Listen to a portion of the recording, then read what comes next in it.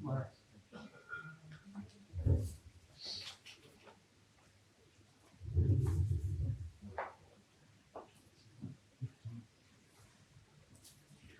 menunggu talim kita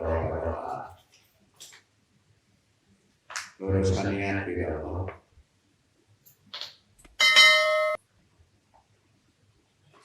Hari ini talim kita masih tersambung di belakang berpedoman pada Al-Quran bagian kedua. Agak mungkin kita ingat, tapi salah kita tidak.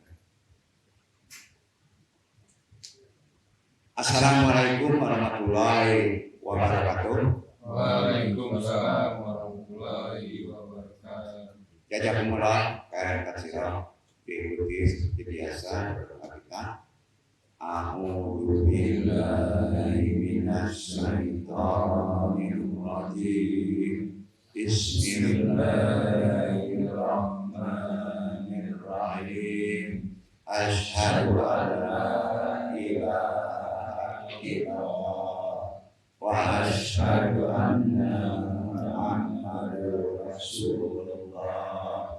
Allahumma sholli ala sayyidina Muhammadin nabiyil ummi wa ala alihi wa sahbihi wa sallim. Astaghfirullahaladzim. Astaghfirullahaladzim. Astaghfirullahaladzim. Ilahi anta maksudi warid lokama lubi atini mahabataka wa ma'rifataka. Dikir la ilaha illallah la ilaha illallah la ilaha illallah la ilaha illallah Muhammadur Rasulullah.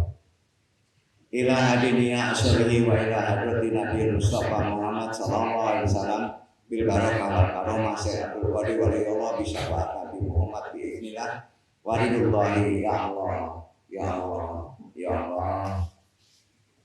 Innaka ala kulli syai'in qadir. Takdir dadina pasannya Wadil khusus ilahi juriyatihi wa khususan ilahi muslimin wa muslimat al-fatihah. Bismillahirrahmanirrahim. Alhamdulillahi rabbil alamin. Ar-Rahmanir-Rahim. Maliki yaumiddin. Iyyaka na'budu wa iyyaka nasta'in. Ihdinas siratal mustaqim. Siratal ladzina an'amta 'alaihim ghairil maghdubi 'alaihim waladdallin.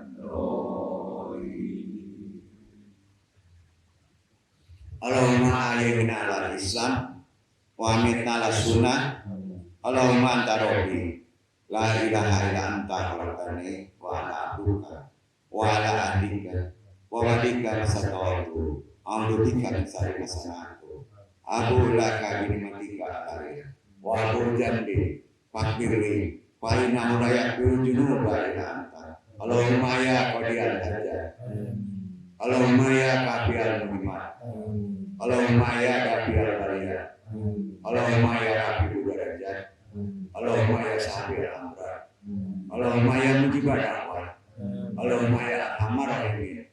Allahumma nas'aluka salamatan fid wahidatan fil jasadi wajadatan fil ilmi wa barakatan fil rizqi wa taubatan fil maut wa rahmatan fil maut.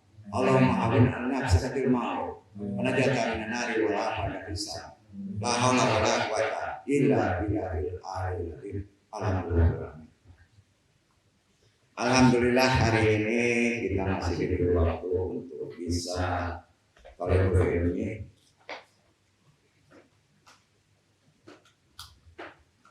sebelum kita taklim, kita selawat, selalu kita aturkan kepada junjungan kita Nabi besar Muhammad SAW beserta para pengikutnya sampai akhir zaman. Rabbi salli wa yassir amri wa qul lana lisani ya Allah. Ya Rabb, lapangkanlah untuk dadaku, mudahkan untuk urusanku, uraikanlah simpul kehidupanku, agar mereka bertahan dan yang kita ini lancar dan memahami perkara ini. Wajali wajibun min ahli rabbana ambil dari duka aroma wajibun ambil rasadah rabbana duka berubana pada ayatana wabana duka aroma hidroman pertariman para jamaah diri pada khusus kepada jamaah ulama ulama saya kenal jauh berima bermanfaat syahid dan guru kita sebagai para iwan awal jemaah yang saya takimi wabarakatuh. Bismillahirrahmanirrahim. Hari ini kita renungi dulu karena terkait dengan kaji yang agak mencapai titik marifat, bukan marifat mengenal juga. Anda ingin bertanya dulu untuk santapan jiwa ya, karena jati diri manusia itu jiwa. Pada rusuk di mana awal yang hadir hari ini, apakah kita ini sebagai insan sampai saat ini masih takluk, tunduk kepada apa yang tertulis di Lauh Mahfuz? Ya, coba kita renungkan perjanjian kita ya, kita renungkan. Kadang-kadang kita lupa ya.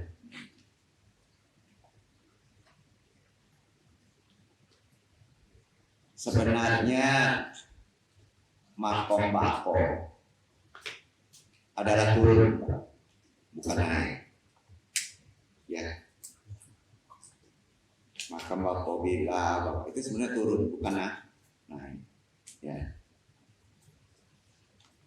muasanya kan makomnya kemakhlukan atau kehambaan. Ya, tetapi perlu diingat, mereka yang sudah berada di makom bako ini tidaklah sama seperti mereka yang berada di makom kehambaan sebelum mencapai makom fana. Sebelum tercapai makom fana, kita tidak mungkin mencapai bako sebagai hamba Allah kalau kita tidak melakukan atau duduk di makom fana. Karena sebelum mencapai makom fana seorang salik, kita ini salik. Salik itu artinya orang yang berjalan secara rohani, ya, menuju kepada Allah. Salik itu berada dalam nafsu manusia yang tercela. Ya. Di sini kondisi kita selalu berada pada kejiwaan. Kalau masih terus dipakai nafsu kita yang dari amarah sampai ketiga dari awal, maka keberadaan kejiwaan kita tetap spirituality, ya, bahkan bisa lebih. Pada mereka, roh dan hamba selalu kehidupannya bersaingan. Hamba dan roh selalu bersaingan. Dan hamba menganggap segala perbuatan itu adalah perbuatan hamba sendiri. Karena kita selalu dalam keadaan spirituality. Sebab timbulnya spirituality itu kan kondisi kita tidak mau loncat kepada kelas makom-makom tertentu. Seorang salik, hidup ini kan dalam perjalanan salik. Bagaimanapun setelah turun ke makom bako, inilah makom para nabi dan para wali. Sifat-sifat tercela mereka telah digantikan dengan sifat-sifat yang serba suci, tentunya dari Allah. Segala perbuatan mereka diridhoi Allah, insya Allah. Sejajar dengan firman Allah, sesungguhnya aku ini Allah, maka sembahlah aku. Pada zahirnya kelihatannya seorang hamba yang berbuat, tetapi sebenarnya al-haq lah yang berbuat. Sejajar dengan firman Allah, aku adalah rahasiamu dan kamu adalah rahasiaku. Itulah sebabnya perlu tahu dengan benar apakah nama rahasia yang 100 itu. Ya. Apabila tahu nama itu maka pecahlah rahasia itu. Maka tahulah kita siapakah kita di sisi Allah ini. Tetapi malangnya tidak semua orang yang diizinkan untuk mengetahui nama yang ke-100 itu. Hanya setelah banyak ujian dari faktor kesabaran, kesulitan, mungkin Allah akan memberitahu namanya yang rahasia tadi. Karena pemberian hanyalah dengan anugerahnya. Karenanya jangan menutup pintu ilmu sebelum mencapai matlamatnya. Kalau sudah sampai seharusnya juga tidak ditutup. Karena banyak lagi rahasia-rahasia yang akan bisa dibukakan oleh Allah dalam kehidupan ini. Jika kita selalu terbuka dan mau menerima ilmu yang baru. Walaupun pada awalnya kita tidak setuju dengan ilmu yang baru yang kita temui itu. Allah itu yang awal, Allah itu yang akhir, Allah itu yang batin, Allah itu yang jahil. Jadi kebanyakan seorang pejalan rohani atau salik hanya mengetahui Allah dalam bentuk yang batin saja. Bapak-bapak tahu Allah itu dalam bentuk yang batin saja, yang dapat dilihat dengan mata hati, kalau lebih dalam lagi. Tetapi jikalau Allah itu tetap menjahilkan dirinya, disebut tajali zahir. Ya. Allah itu amat nyata. Bahkan Allah itu maha nyata. Apakah tidak mungkin kita melihatnya dengan mata kasar, renung-renungkan? Karena kekuasaan Allah kita tidak boleh ditajali zahirkan. Gunung aja hancur, kemampuan maka kita yang tidak tercapai. Apabila salik telah sampai ke satu peringkat yang mana tiada lain yang dilihatnya hanya Allah, bisa. Maka ini dikatakan ia telah fana dalam tauhid, ya, atau fana dalam zat. Ya. Seorang salik yang telah mencapai pandangan itu dikatakan faram atau larut dalam zat. Pada peringkat ini maka gugurlah sifat-sifat tercela, timbul sifat-sifat terpuji. Karenanya yang namanya maqamat fana itu terbagi dari beberapa peringkat, yaitu fananya segala perbuatan makhluk dalam perbuatan Allah. Ya, fana, nggak ada perbuatan makhluk yang ada perbuatan siapa? Allah. Yang kedua, fananya segala sifat-sifat makhluk dalam sifat-sifat Allah. Ya.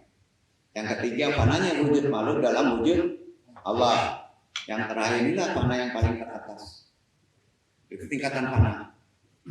Pertama, perbuatan. Kedua, sifat. Ketiga, wujud.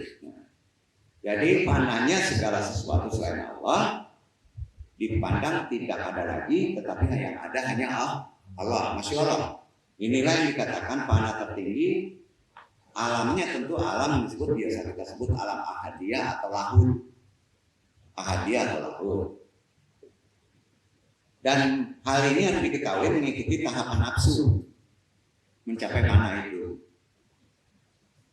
Tahapan nafsunya kalau dari fana lahul itu disebut nafsu radiyah.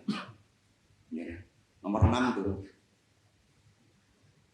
Di atas nafsu radiyah ini adalah Maria, Fahnya Alia, yang secara amnya maqamat tahapan nafsu itu, tahapan mengikutinya amnya itu ada 7 peringkat. 1 nafsu amarah, 2 nafsu lawamah, ya, 3 nafsu mulhamah. Nah, itu ada di Quran sebenarnya. 1 apa Pak? Amarah. Kedua apa Pak? Lawamah. Ketiga apa Pak? Mulhamah. Itu yang harus kita la ilaha illallah kan. Jadi makamnya apa? Nafiyah. Jadi bapak-bapak makamnya nafiyah.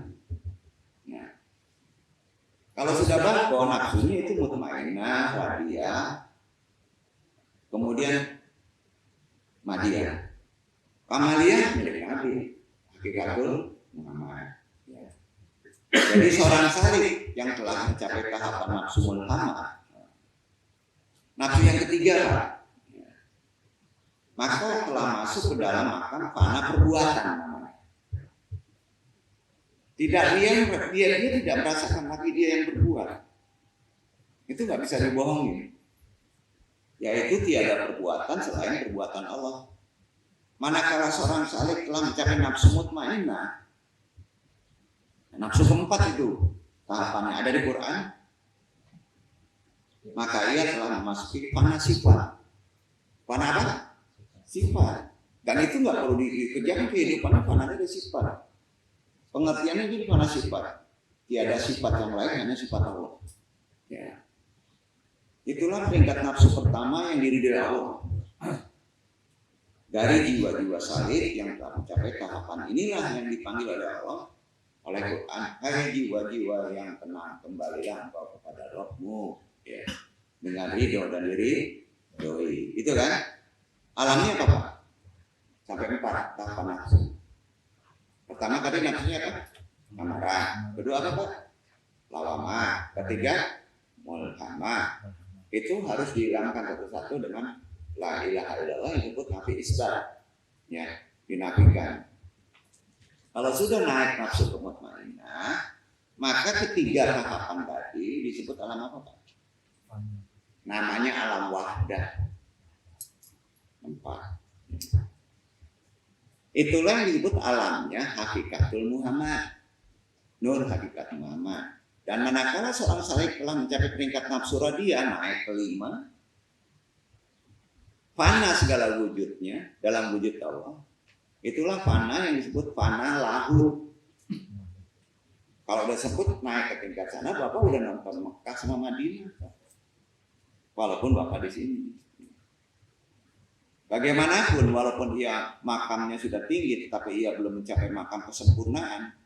Makam kesempurnaan adalah makam Ihsanul Kamil. Nah, tahapan nafsunya adalah nafsu kamaliyah. Ya, nggak perlu kita bahas, itu miliknya orang yang sudah sangat mulia. Jadi seorang saleh yang telah mencapai tahapan ini juga dikatakan sebagai telah baqo dalam Allah. Pada tahap ini seorang saleh memandang yang banyak ke dalam yang satu. Apa kalau memandang banyak? Ini kepada yang satu. Dan pada masa yang sama memandang yang satu kepada yang banyak. Pandang Allah kepada yang banyak. Pandang banyak kepada yang satu, gitu ya. Dan sebagaimana yang telah kita bahas di risalah kemarin, nama rahasia, disinilah tempatnya nama rahasia yang ke-100 itu. Dari mana Pak? Dari memandang yang banyak kepada yang satu. Jangan dibalik Pak. Kalau yang satu kepada yang banyak, maka yang satu tadi ketutup. Yang ada Asmaul Husna 99. Cara pandangnya begitu. Kalau udah puncaknya baqobila, maka dari yang banyak itu sudah menjadi satu. Maka ketemu nama rahasia. Orang sering menyebut Ismul Ajam. Ya. Nyaran dong, kalau kaji macam Miko lalu dong betul. Dong yakin. Tadi bingung tuh. Ya. Setuju bingung. Dulu dong kajinya macam tadi. Tak bayang enggak mangapnya awak kan kalau kaji macam itu.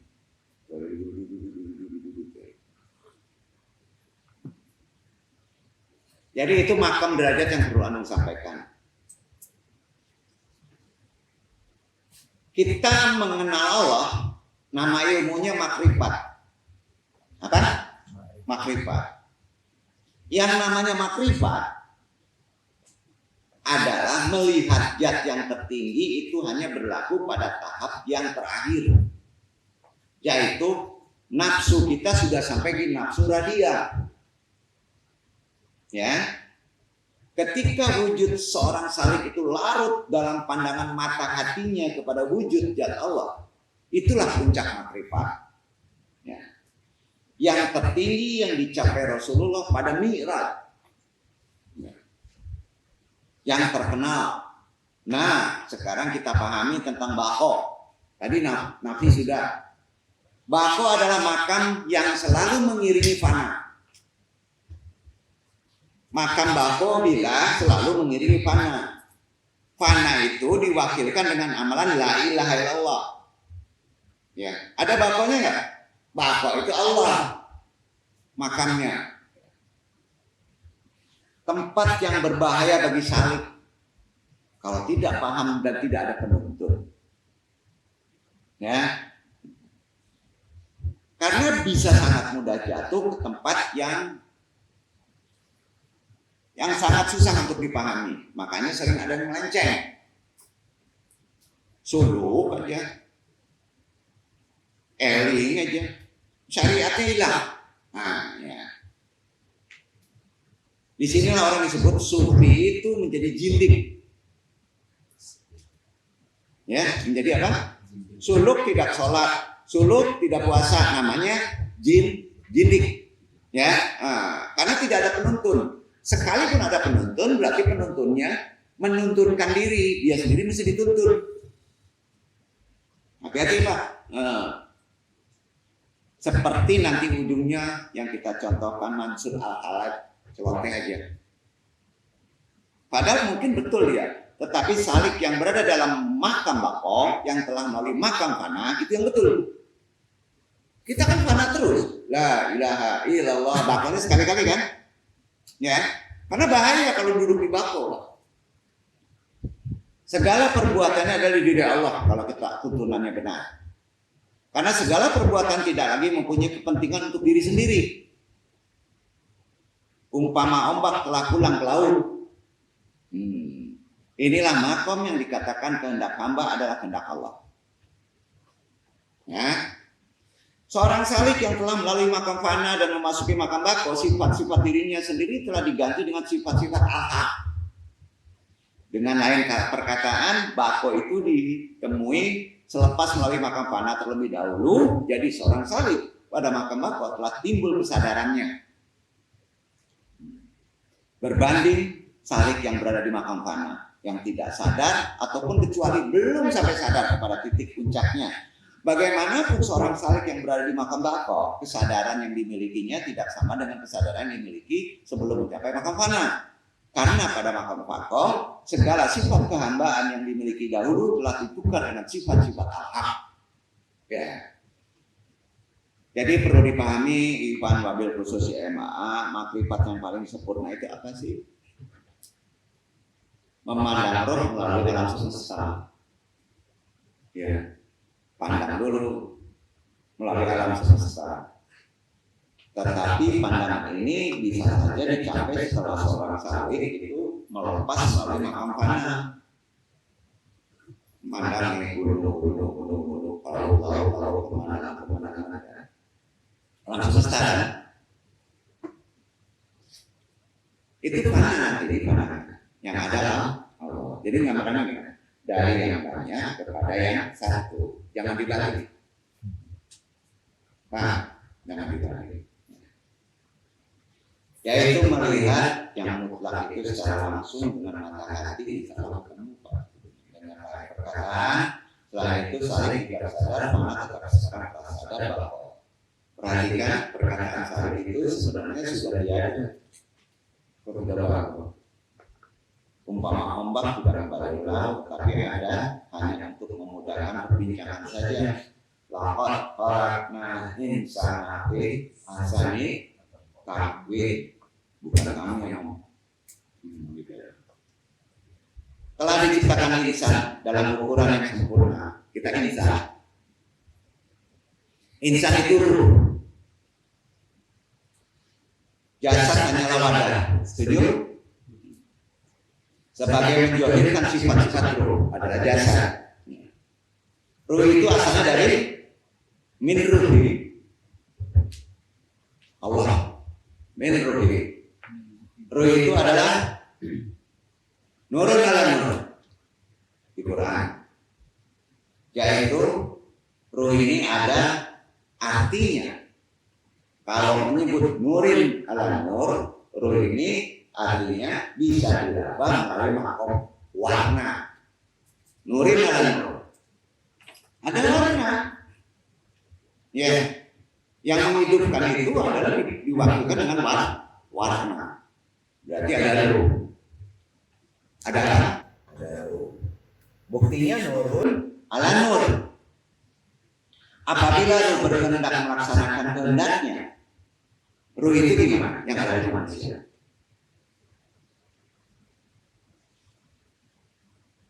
Meminjam sifat kudrat dan iradah Allah. Maka timbullah kehendak. Itu jalannya, proses kerjanya. Itu yang dinamakan apa? Kalau ruh itu meminjam sifat kudrat iradah Allah, maka disebut ruh itu berubah namanya dan bentuknya nafsu. Apa? Apa namanya? Nafsu. Apabila ruh itu berpikir,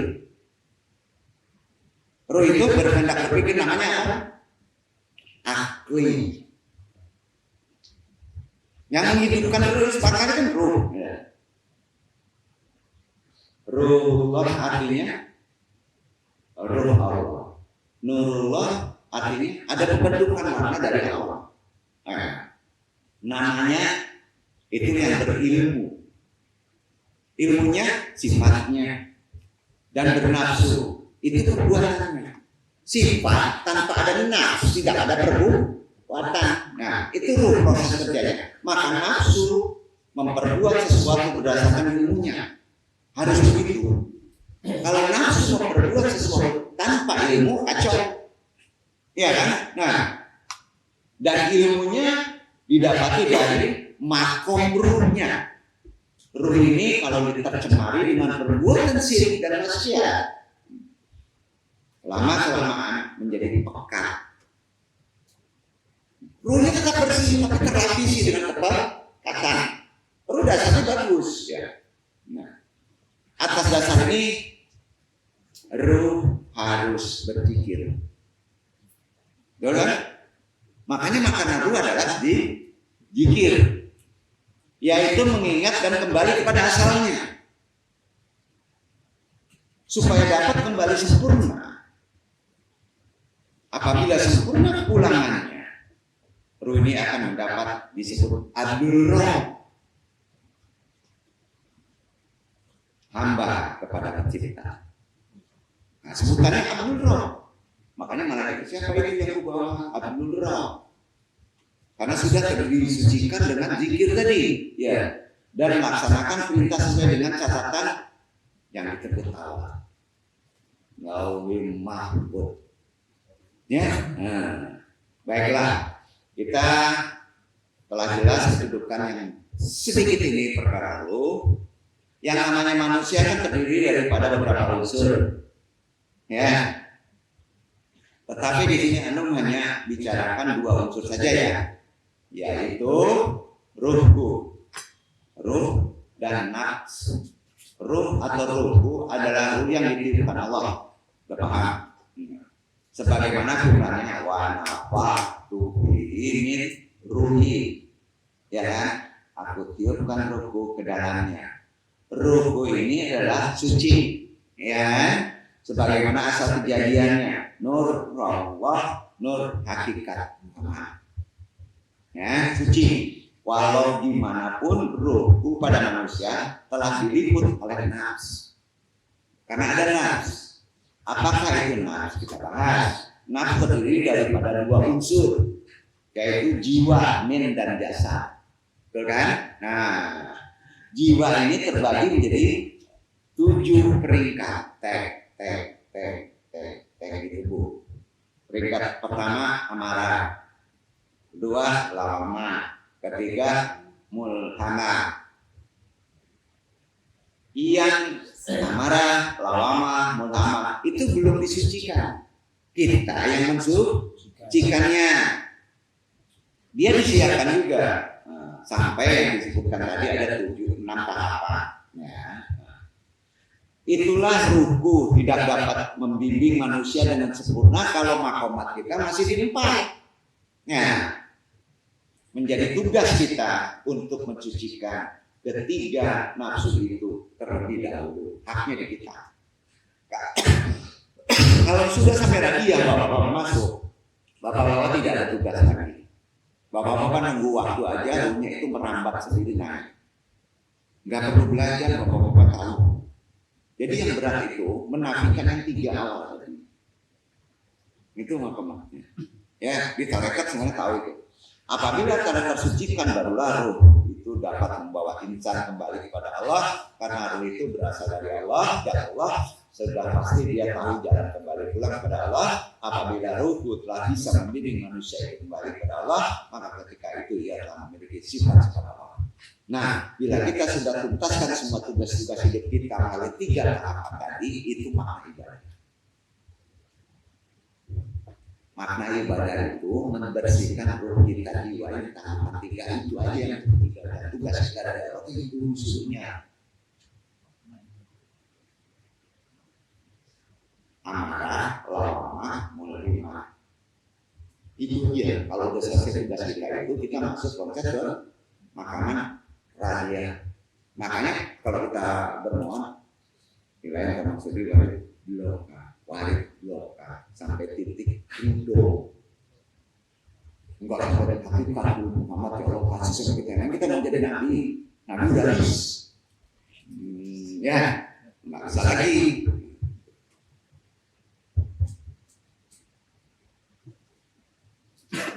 Nah, bila kita sudah tuntaskan semua, insya Allah kita akan kembali kepadanya dengan jiwa yang tenang sambil memasuki jannah Allah Ta'ala. Kita sudah paham, ya baru masuk kaji biasanya ya.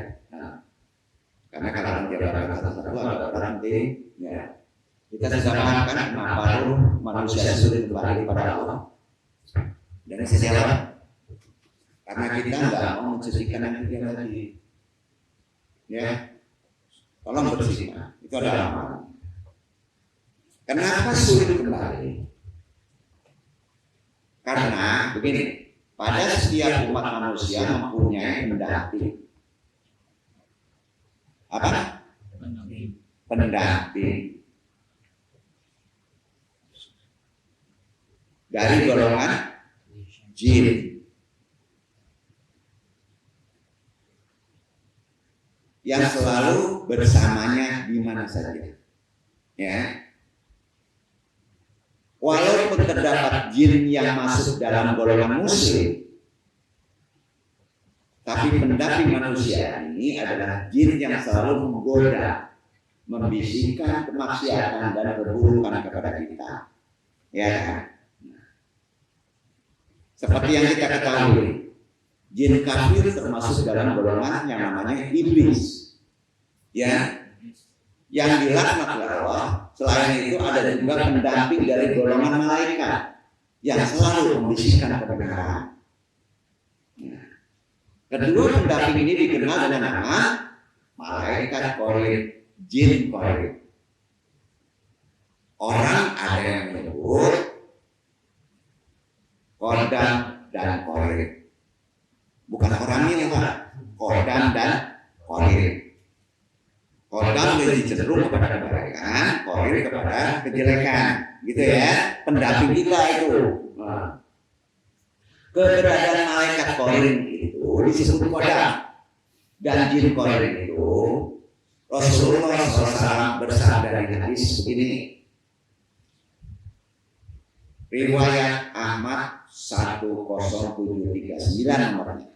Dari Abdullah bin Mas'ud radhiyallahu anhu berkata, Rasulullah SAW bersabda, setiap kalian manusia ada korin pendamping dari bangsa jin dan juga korin dari bangsa malaikat.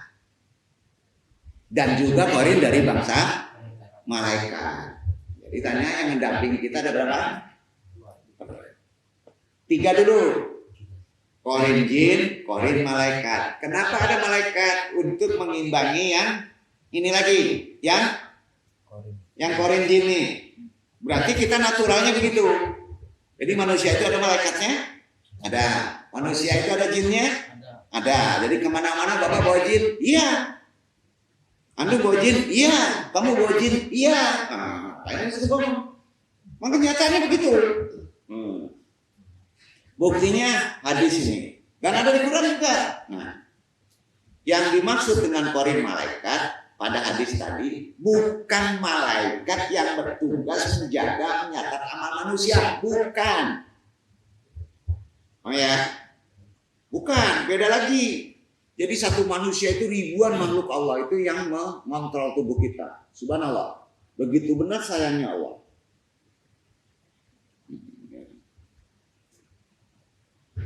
Jadi bukan malaikat mencatat itu, pahami itu.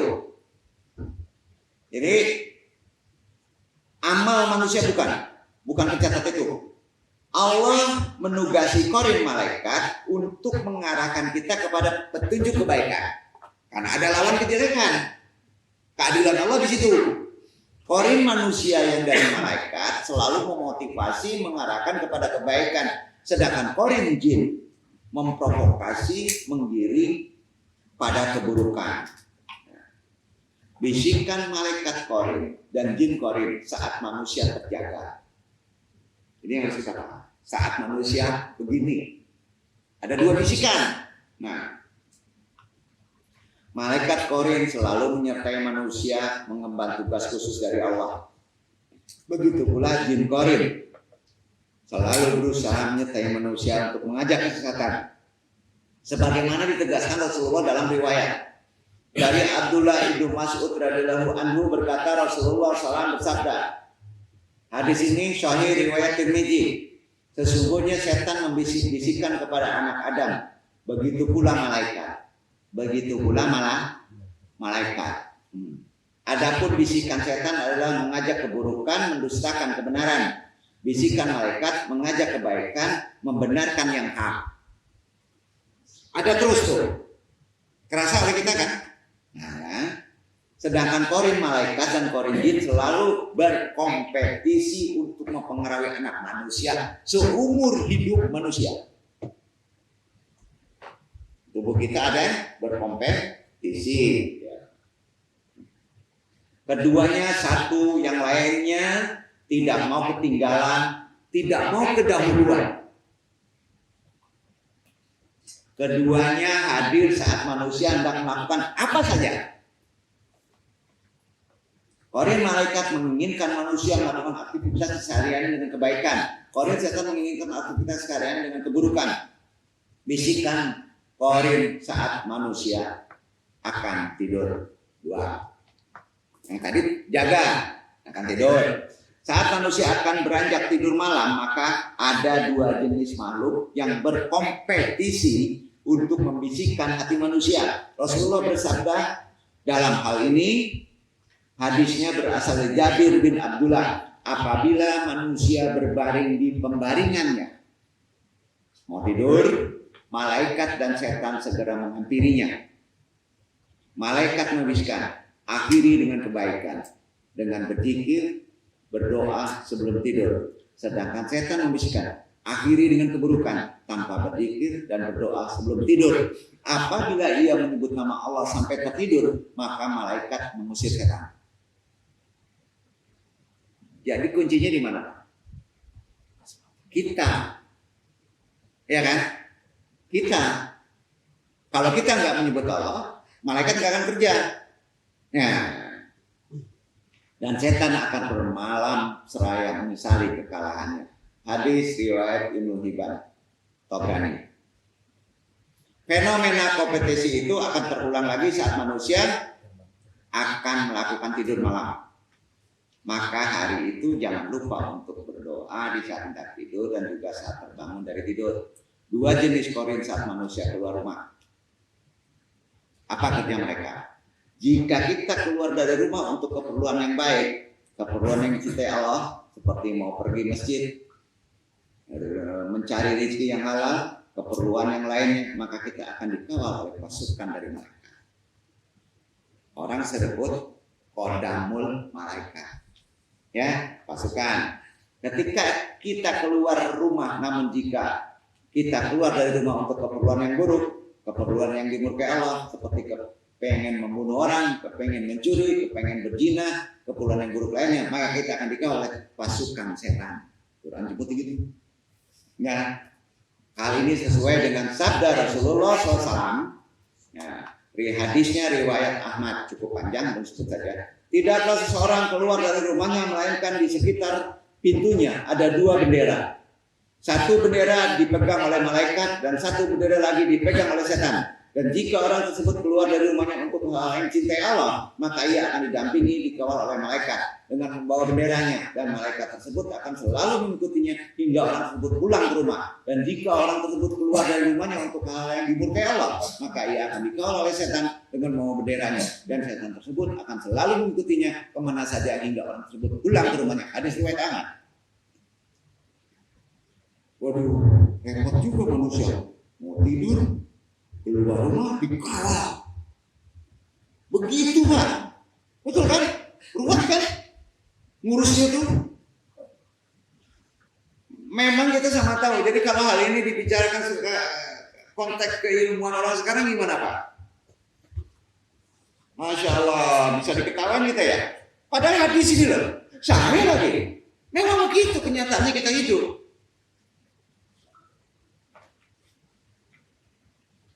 Bayang kalau kita nggak bersyukur, Pak. Kebayang nggak? Jadi gimana ya? Untuk bisa kita yakin ke hal yang Anda sampaikan tadi itu. Bicara soal makhluk gaib bukan berfaedah pada zaman akhir zaman ini, salah, harus, karena sangat berfaedah. Sangat diperlukan karena kuatnya pola berpikir asbab. Betul kan? Untuk mengimbanginya. Hukum akal makin lama makin tinggi. Tapi membicarakan tetap harus di bawah koridor Al-Quran. Kajinya. Ya. Makhluk gaib adalah salah satu makhluk ciptaan Allah yang disebut jin. Secara bahasa, jin berasal dari kata apa? Jannah. Betul? Jannah. Artinya tidak terlihat. Tersembunyi. Makhluk ciptaan Allah yang tersembunyi. Tidak dapat dilihat manusia, namun dapat melihat manusia. Itu gawatnya. Kita nggak bisa melihat, dia melihat kita. Allah menciptakan berbagai jenis jin. Ada yang kafir, ada pula yang muslim. Jin yang selalu mendampingi manusia semasa hidup disebut tadi apa namanya? Qarin. Apa itu jin qarin? Dan bagaimana cara terhindar dari gangguannya? Itu kan yang penting. Ya.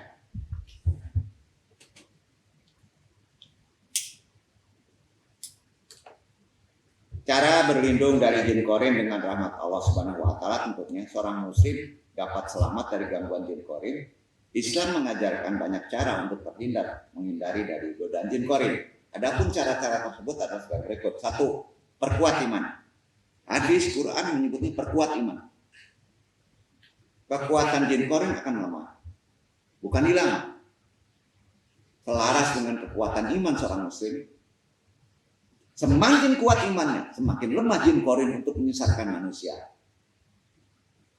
Ya tidak lain, pemahaman kita ibadahnya harus betul-betul sempurna secara Islam. Tentunya pedomannya ada Al-Quran yang sudah diuraikan kemarin. Ya. Kedua, menjadi muslim yang taat. Allah Subhanahu wa taala akan menolong hamba-hambanya yang taat dari gangguan jin qarin. Ini jelaskan, ya.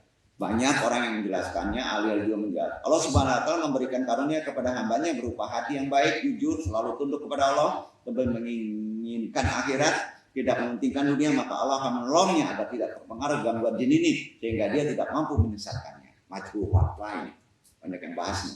3. Perbanyak zikir. Perbanyak zikir. Kuat iman, kuatkan jadi muslim yang taat. Banyak zikir. Basahi lidah dengan perbanyak zikir kepada Allah. Mohon perlindungan dari Allah dari gangguan jin qarin yang menyesatkan. Karenanya ada firman-Nya Al-Quran Al-A'raf ayat 200. A'udzubillahi minasyaitonirrajim. Bismillahirrahmanirrahim. Wa imma yanjaqanaka minasyaitonir najibun fasta'iz billah innahu sami'un alim. Jika kamu ditimpa sesuatu godaan setan, maka berlindunglah kepada Allah. Allahu Ta'ala. Ya ayuhan nafsul mutmainnah, ya ke sana. Irji ila rabbika radiyatan mardiyah. Fadkhuli fi ibadi wadkhuli jannah. Insyaallah aman. Iwanandung ya marem Allah. Allah Maha mengetahui keadaan kita daripada diri kita sendiri. Paham itu? Allah Maha tahu apa yang terbaik bagi hambanya. Paham itu? Sehingga tidak akan terkejar kehadiran Allah itu oleh nafsu. Terkejar nggak kehadiran Allah oleh nafsu? Nggak mungkin. Setuju? Setuju? Karena dia menciptakan, pasti paham, lebih paham dari kita. Sehingga tidak akan terkejar oleh nafsu keadilan Allah itu. Keadilan Allah hanya akan terkejar oleh apa? Tolong jawab. Interaksi.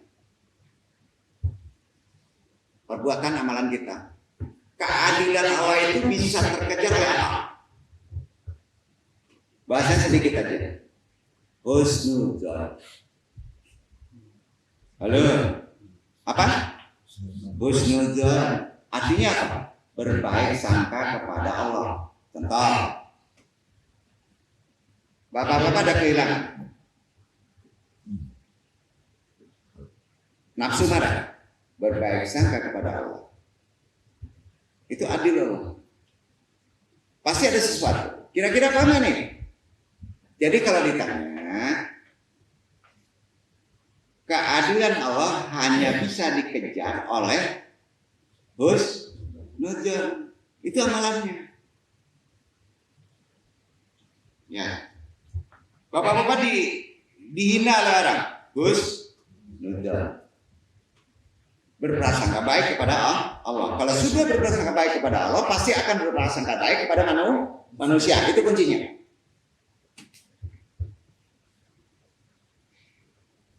Apabila kita menggunakan pikiran, akhlaki, asbab, berpikir panjang, ya, apa yang terjadi?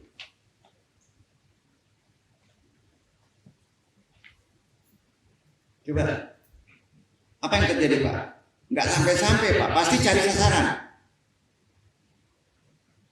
Yakin deh bapak-bapak ada masalah itu, Allah itu baik. Husnuzon gitu aja. Betul nggak? Allah yang menciptakan kita kan? Nah, boleh nggak menggunakan asbab pikiran? Boleh. Tapi ada landasan keimanan. Segala yang terjadi akan jadi ringan. Kalau ada landasannya. Nah, dengan husnuzon manisnya keadilan Allah akan bisa kita rasakan. Buktinya gini, dari Abu Hurairah, Nabi SAW bersabda, 2 kalimat yang ringan di lisan, namun berat di timbangan dan disukai Ar-Rahman, yaitu Subhanallah wa bihamdihi subhanallah azim. Bapak-bapak kalau merasa terjolimi, kemudian bergerak pikiran kita untuk mencari masalah sampai menyalahkan Allah, zikirnya itu Subhanallah wa bihamdihi subhanallahil azim, beres. Kuncinya berprasangka baik hanya kepada Allah, bahwa itu ada maksud baik. Setuju Pak? Itu amalan. Ya, tolong praktekkan itu. Ini penting. Udah selesai. Nah, Maha Suci Allah dari segala pujinya baginya, Maha Suci Allah yang Maha Agung.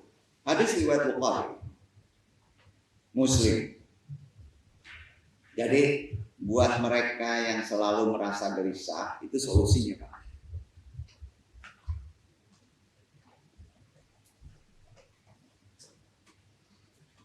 Hanya dengan mengingat Allah hati menjadi tenang. Mengingat Allah itu kan banyak. Zikir itu tadi juga zikir. Karenanya setiap mikir harus jadi, kalau kita mikir harus jadi zikir. Setuju gak tuh? Masa mikir jadi mencari kesalahan orang, ngaco Pak. Begitu ya. Pikir Pak. Bukan jadi keputusan akal, salah. Salah nggak? Berpikir harus, tapi ujungnya harus titik jikir. Sudah. Kalau jadi keputusan akal, nyasar ente. Itu hadis loh. Insya Allah masalah hidup akan ringan. Nggak percaya? Sandarannya Quran 28 dibaca.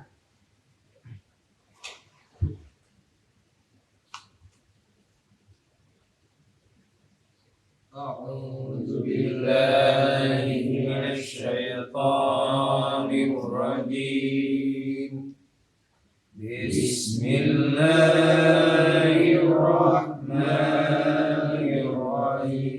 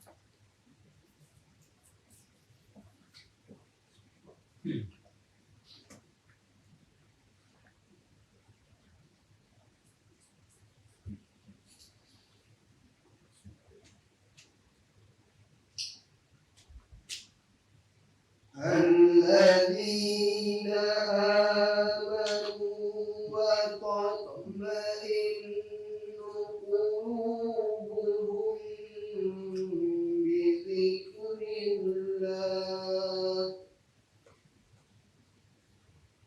ألا بذكر الله تطمئن القلوب yaitu orang-orang yang beriman dan hati mereka menjadi tentram dengan mengingat Allah. Ingatlah, hanya dengan mengingati Allah lah hati menjadi tentram. Kenapa kita zikir ingat Allah nggak tentram? Kita ternyata perlu pemahaman seperti ini. Setuju nggak Pak? Ya, subhanallah di mana letaknya? Ternyata kalau pikiran kita mencari penuduh, mencari biang kerok, betul kan? La ilaha illallah di mana letaknya? Intinya ke akidah, ya. Kalinya ke sana, nafi. Ya, itu udah puncak sebetulnya ya. Nggak bisa kita memungkirinya bahwa setan memang benar-benar ada, yakin ya. Setan itu sifat ya. Ya, yang nempel di mana Pak? Binatang dulu, manusia, sudah itu jin. Jadi setan itu sifat, nama sifat nempel pada 3 makhluk tadi.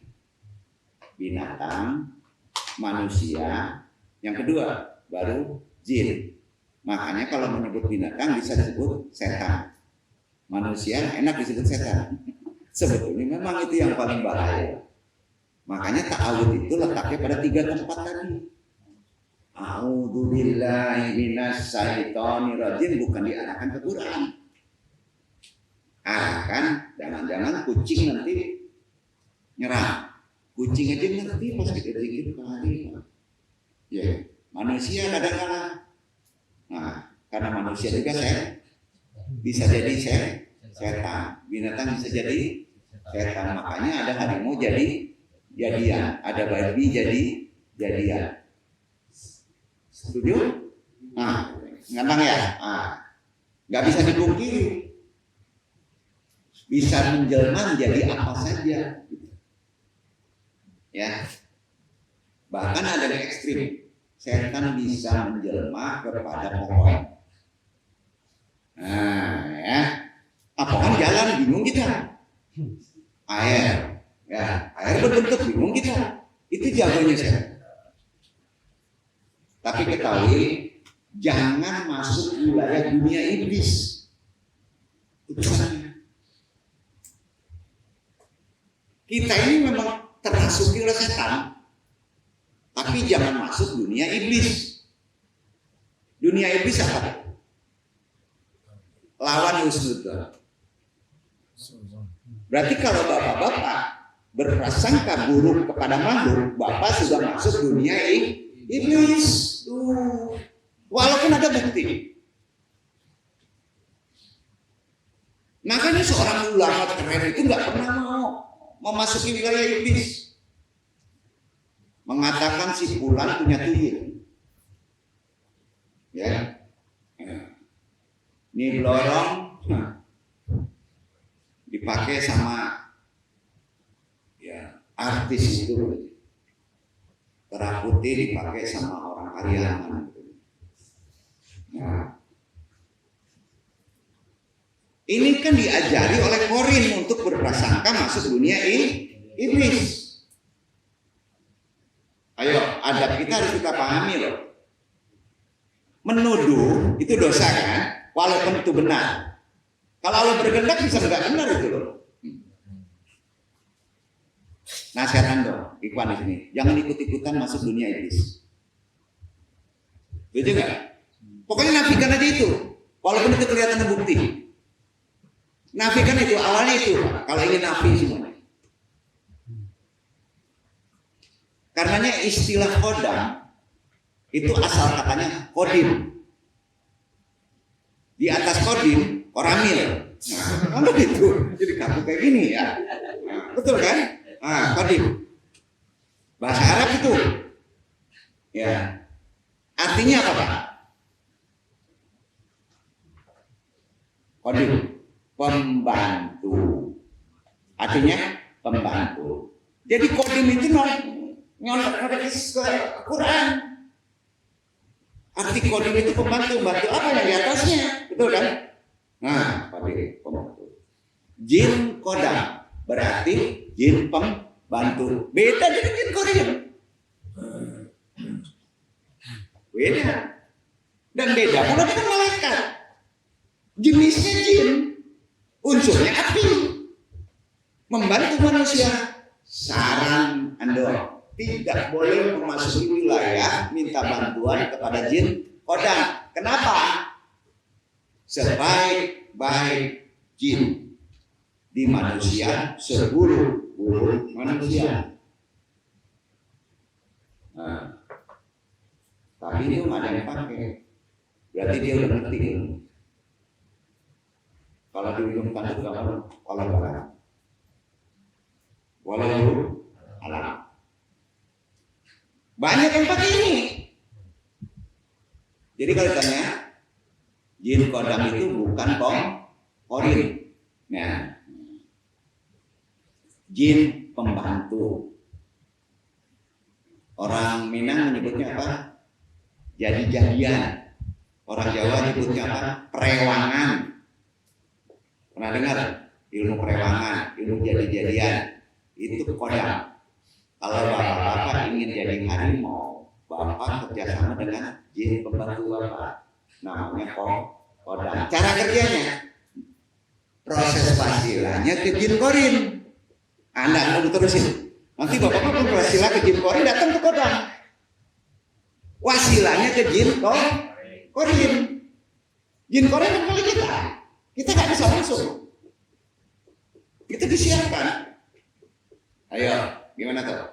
Udah paham perbedaannya? Jin korin dan jin pembantu. Kalau korin artinya teman dekat, kembaran. Kalau kodam artinya membantu. Kalau korin meminta, duduk gak? Nah, Anda tidak akan bahas ini ya? Ada yakin terbecik ini?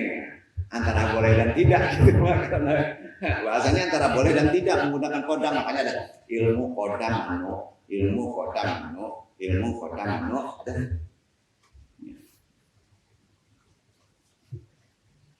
Kenapa disebut kodam? Karena jin ini berinteraksi dengan rekan dekatnya di kalangan yang ada di manusia. Kalau dia berbicara, dia bersedia membantunya. Siapa rekan dekat? Korin hadis itu. Nah, ini paham itu. Sehingga terkadang dia bisa melakukan hal yang tidak bisa dilakukan oleh manusia. Tentu saja dengan bantuan jin, jadi jadian tadi yang menjadi rekannya kepada jin Korin. Betul? Kan tegas rasanya kan? Realita tentang jin yang patut kita waspadai adalah mereka bisa melihat kita, namun kita tidak bisa melihat mereka. Oke? Kalau beriman di orang ayat 27 itu nasihatnya di mana? Kalau kita baca 27 ya.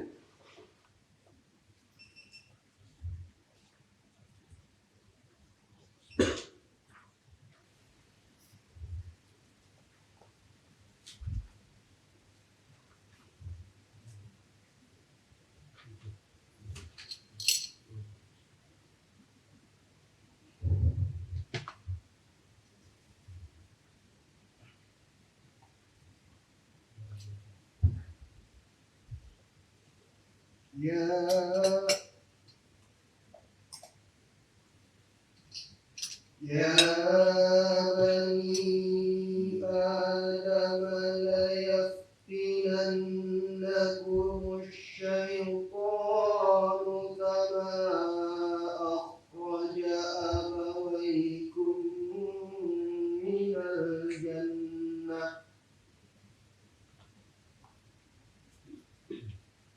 كما أخرج أبويكم من الجنة ينزع عنهما لباسهما ليريهما سوآتهما إنه يراكم هو وقبيله من حيث لا ترونهم إنا جعلنا الشياطين أولياء للذين لا يؤمنون. Hai anak Adam, janganlah sekali-kali kamu dapat ditipu oleh setan. Sebagaimana ia telah mengeluarkan kedua ibu bapakmu dari surga. Ia menanggalkan dari keduanya pakaiannya untuk memperlihatkan kepada keduanya auratnya. Sesungguhnya ia dan pengikut-pengikutnya melihat kamu dari suatu tempat yang kamu tidak bisa melihat mereka.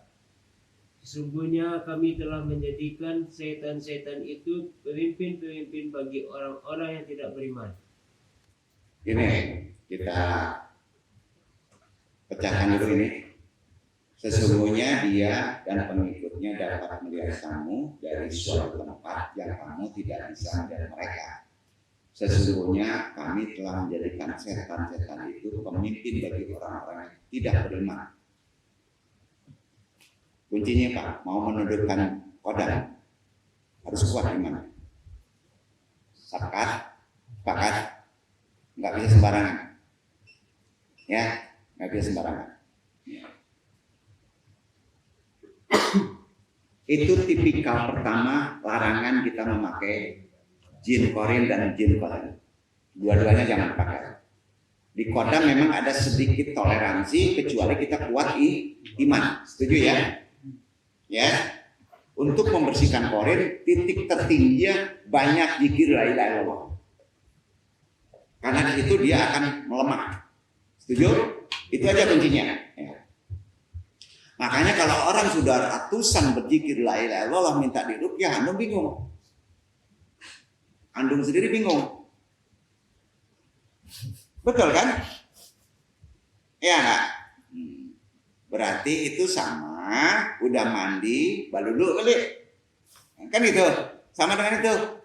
Ya.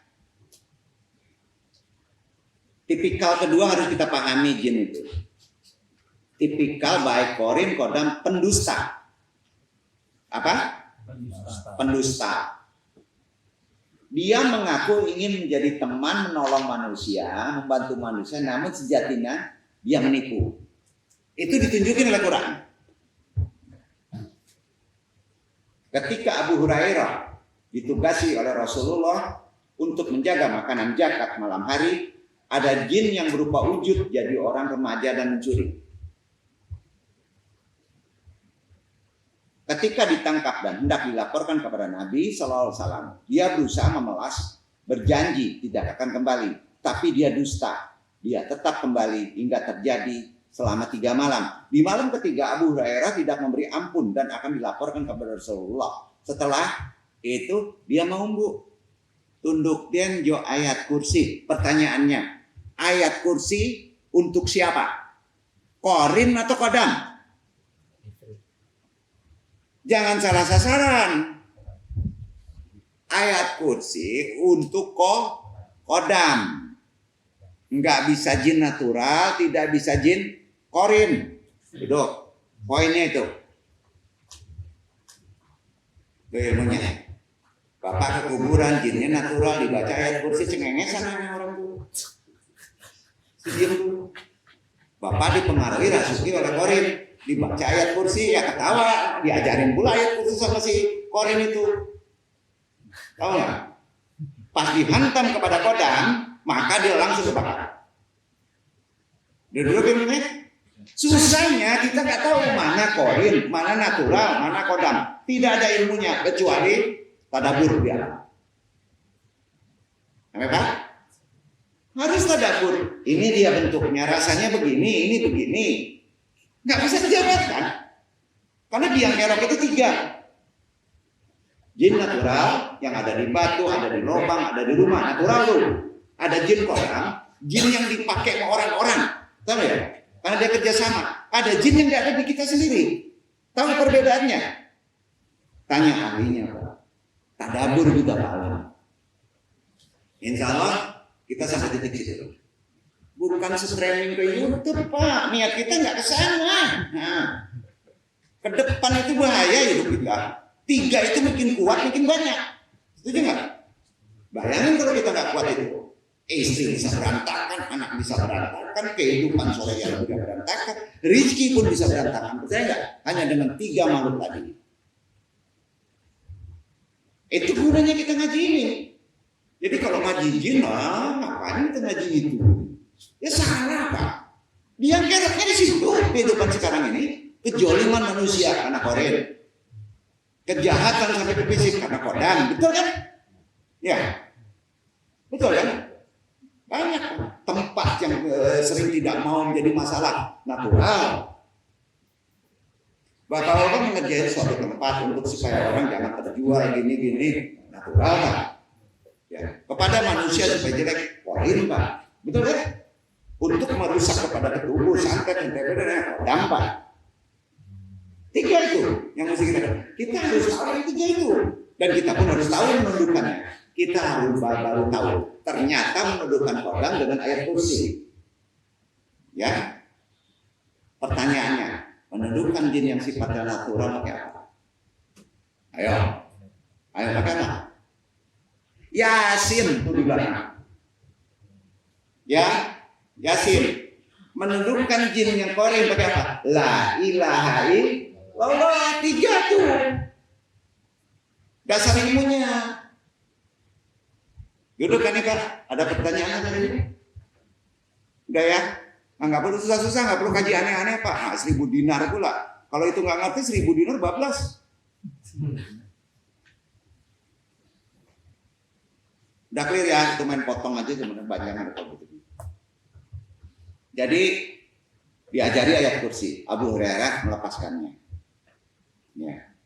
Pagi harinya kejadian ini tetap disampaikan kepada Rasulullah. Kali ini dia benar. Walaupun aslinya pendusta. Paham? Kata Nabi. Hadis riwayat Bukhari 2311. Sudah itu, sudah jelas. Yang perlu tipikal kita pahami. Pertama udah tahu bahaya, dia melihat kita, kita tidak melihat ke dia. Ngajak sparring, mabok kita kalau nggak ada dasar ilmunya. Ya. Kedua, apalagi kedua itu tadi sudah disebutkan. Nah, tipikalnya pendusta. Bisa kita bayangkan, tipikal pendusta bisa melihat manusia, tapi manusia tidak bisa melihat mereka.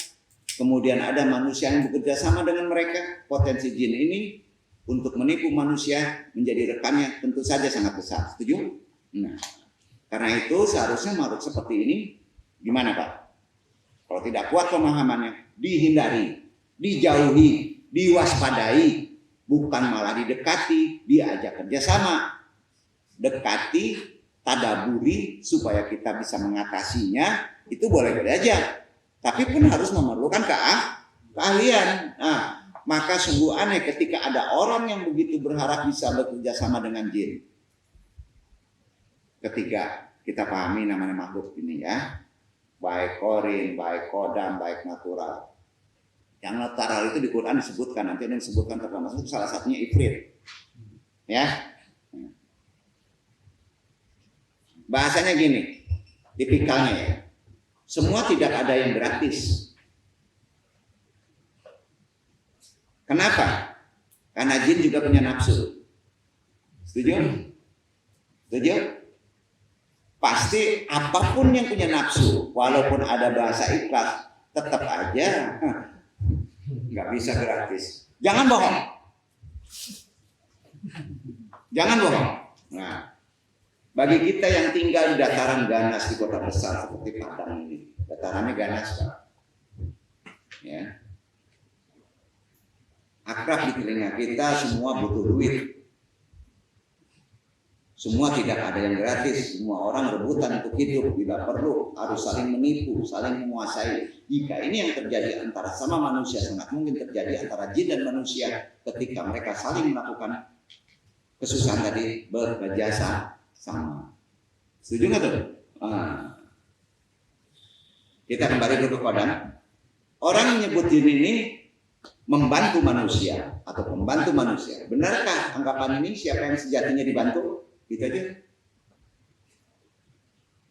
Namanya jin kodam itu jin pembantu. Pembantu tentunya kepada manusia. Sejatinya ini siapa yang dibantu? Bukan manusia bro. Jin itu punya bonus kalau kita masuk nyemplung sama neraka. Siapa sejatinya lebih berkuasa, jin atau manusia? Tidak ada yang gratis. Yang berkuasa kan manusia di atas dunia. Nah, dia iri nggak? Apalagi ketika berhadapan dengan karakter penipu. Mustahil si jin ini mau membantu secara cuma-cuma. Betul? Pasti ada batu di balik bawah mungkin itu udang ya. Nggak mungkin lah. Sementara manusia selalu bergantung kepada jin ujungnya kan. Bapak ke Canggar itu nyandu tuh. Anda ngajarinnya hanya butuh waktu 20 menit. Bapak bisa kontak ke jin karena udah ada ngerti korin. Bacaannya ada, ayatnya ada, amalannya gampang. Susah Bapak belajar zikir dulu. Ratusan tahun, tapi pelajar ini sebentar. Ngan sapinya itu udah boleh keluar. Bahaya kalau kita gak kuat. Tadabur dulu ke lapangan. Betul kan? Karena kita harus tahu perbedaannya. Jangan-jangan Bapak ketipu nanti ya. Yang masuk jin natural Pak. Demam serumput tahu. Bahaya Pak. Ya. Jadi intinya gini. Tidak ada manusia yang bisa menguasai jin. Kodratinya loh makhluk begitu gini. Selain satu manusia, Nabi Sulaiman alaihissalam. Kaget. Jadi kalau mau menggunakan jin kodam, ya, ini kena pada jin natural. Karena Nabi Sulaiman itu menundukkan dua jin. Jin natural yang ada di laut, yang bisa membuat bangunan besar, jin natural itu. Sama jin kodam, yang mempunyai keilmuan untuk menganiaya orang. Itu tunduk sama Nabi Sulaiman alaihissalam. Gak percaya Bapak-Bapak? Kisahnya di Syar ayat 35, baca dulu. Sah. Ayat 35.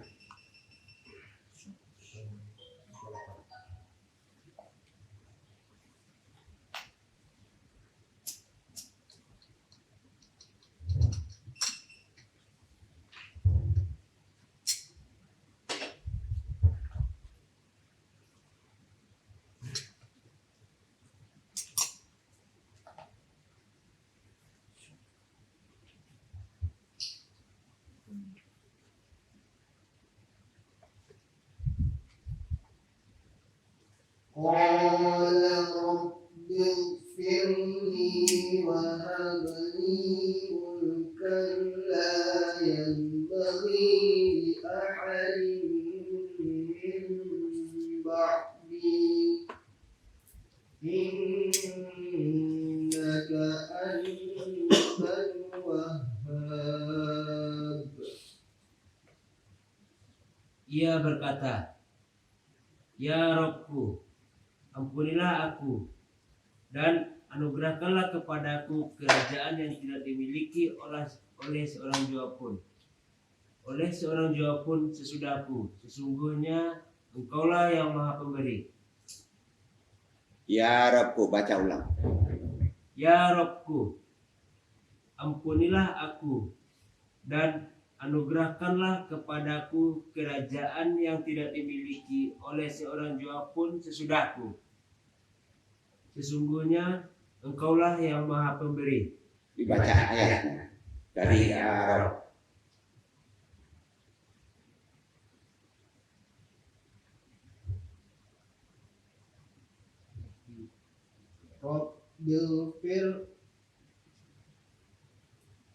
Rabbil firli wa habli mulkan la yanbaghi li ahadin min ba'di. Amalan ini dipakai kalau bapak-bapak di rumah, ya, melihat sesuatu, mendengar sesuatu, bapak-bapak takut baca ini, kabur ke bilik-bilik. Sampai Pak Anu nggak membakar ayat bakar ya, ayat bakar termasuk jolim. Di mobil tidak bisa korin, hanya bisa 2 jin, kodan dan natural. Natural itu ifrit. Jadi di rumah sering ada itu. Bapak-bapak lagi duduk, ada yang mandi Pak. Nah, baca ayat tadi yang dibaca sama Ustadz Fauji. Itu pengusir, ya. Sampai baca aja itu. Insya Allah Pak, lari dia. Sampai Pak, jadi kalau streaming jangan baca ini Pak, nggak dapat kacau nanti. Ya, jangan ya. Dia kan diumbu gitu kan, supaya kita paham. Salah satu di antara kekuasaan Sulaiman yang tidak mungkin dimiliki orang lain adalah bisa mengendalikan, menguasai 2 jin tadi. Ya, nama ada yang menyebut jin ilmu kodam. Dia berilmu, bisa ilmu santet, bisa itu ini ya. Yang satu lagi jin natural Pak, ya sering nakut-nakutin aja. Tapi biar kerok juga tuh kadang-kadang rumah nggak laku ya. Itu ayatnya tadi, ya jangan bakar ya. Udah sampai apal itu. Itu bukan ijazah, itu Quran, amalan Quran. Ya amalan Quran itu, kalau amalan Quran yakin aja pasti benar. Ya, paham ya. Sehingga dengan bacaan tadi, jin menjadi tunduk dan patuh kepada Sulaiman. Hati-hati kalau patuh jangan kerjasama ya. Ada yang patuh nanti Pak. Jin yang kayak begitu kadang-kadang ada cinta sama kita Pak. Kalau patuh amalannya nanti ya mesti dimanain. Tapi mudah-mudahan nggak patuh deh ya. Nabi Muhammad SAW sendiri tidak mau memakai doa Sulaiman ini kecuali dia minta izin. Karena tidak hafil. Ini ceritanya, ya. Jadi ada wasilah Nabi Sulaiman loh. Sampai Pak, kalau pakai ini amalan wasilahnya nanti, tapi bapak-bapak boleh baca dulu. Ada amalan. Tapi bapak-bapak ilmu dulu ngerti, insya Allah ada wasilah. Ini Ikhwan Respon jangan dulu diamalkan ya, tolong. Tunggu dulu sampai dapat wasilah ya. Karena kalau langsung ngamalkan takutnya nempel ya. Nempel itu dia suka gitu. Kalau suka lain ceritanya, untuk Iwan yang lain ya. Ada amalan lagi. Dia punya nafsu loh Pak. Pahami, jin itu sama. Berkembang biak, punya nafsu, bisa cinta. Ya. Nah itu bahaya kalau udah nempel Pak. Bapak-bapak nanti jadi Tuhan dia, digunain aja terus. Kan gak enak. Rambu-rambu kan sudah ujungnya nipu juga kan. Itu sifatnya. Nabi Muhammad sendiri tidak mau melangkahi doa ini kecuali izin dengan saudaranya. Suatu ketika pada saat mengimami sholat, Rasulullah Sallallahu Alaihi Wasallam melakukan gerakan yang berbeda di luar sholat. Hadisnya gitu. Bayangin bisa menguasai Nabi itu kodam itu. Berubah gerakannya. Pagi harinya beliau menceritakannya kepada sahabat. Sesungguhnya iblis menampakkan diri kepadaku tadi malam untuk mengganggu sholatku. Kemudian Allah memberikan kemampuan kepadaku untuk memegangnya. Dia mampu dipegang. Ya, kata Nabi. Aku ingin untuk mengikatnya di salah satu tiang masjid. Sehingga pagi harinya kalian semua bisa melihatnya. Ada identik sombong kan? Nabi. Ya. Namun saya teringat saudaraku Sulaiman. Kata Nabi. Ya Rabb, ampunilah aku. Anugerahkanlah kepadaku kekuasaan yang tidak dimiliki oleh seorang pun sesudahku. Kemudian setelah itu beliau melepaskan jin itu dalam keadaan terhina. Hadis riwayat Bukhari 461, Muslim 541. Nabi sendiri berwasilah kepada Nabi Sulaiman. Apalagi kita. Berarti kita gimana? Sebelum menggunakan ini, Nabi Sulaiman dulu, baru Nabi Muhammad. Baru kita bisa mengamalkan ayat tadi. Dan kalau bapak-bapak bisa memegangnya gimana? Allah berkehendak. Nggak boleh diikat, Pak. Nggak boleh dibakar apalagi. Nabi aja nggak mau bakar. Nabi aja nggak mau nonton. Itu adabnya. Setuju? Karena dia juga makhluk Allah. Nabi Muhammad SAW tidak mau mengikat jin itu, apalagi membakarnya di tiang masjid. Karena itu beliau lakukan berarti beliau telah menguasai jin. Yang menguasai jin itu secara catatan Lauh Mahfuz hanya ditakdirkan kepada Nabi Sulaiman. Sampai? Nah, karena teringat pada Nabi Sulaiman SAW melepaskan diri itu. Padahal jika beliau mau, beliau mampu. Hebat nggak Nabi kita? Masa kita sombong, dikejar gini, pacaran gini, kabeh. Wah, nggak bisa kayak gitu. Duduk. Alhamdulillah. Jadi yang harus diwaspadai dalam menjalani sisa kehidupan ini adalah jin korin yang hanya mendampingi manusia selama manusia hidup. Kemudian yang kedua, pahami jin kodam yang kita mesti memahaminya. Dan kodam yang dimaksud ini adalah jin pembantu. Jadi kesimpulannya kita sudah tahu kuncinya ada di Al-Jufruh, tutup kaji ayat 36.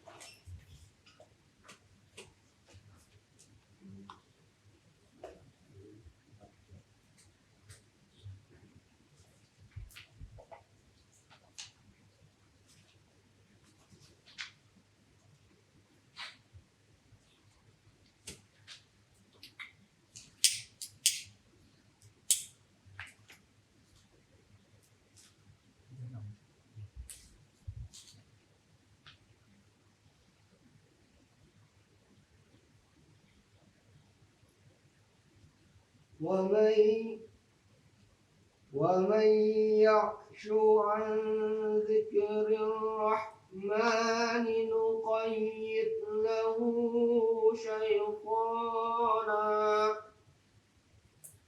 نقيض له شيطانا فهو له قرين